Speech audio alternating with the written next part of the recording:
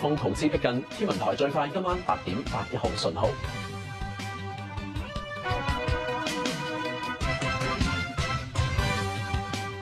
各位歡迎收睇呢節新聞，我係鄭軒年。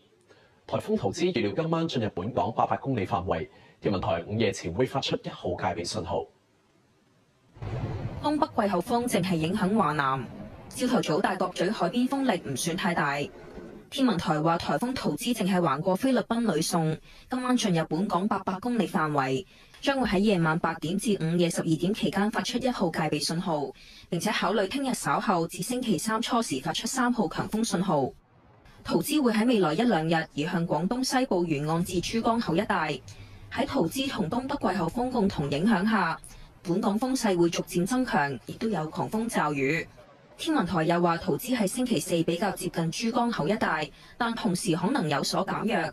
係咪需要改發更高熱帶氣旋警告信號，要視乎陶茲同珠江口嘅距離、佢嘅強度同本地風力變化。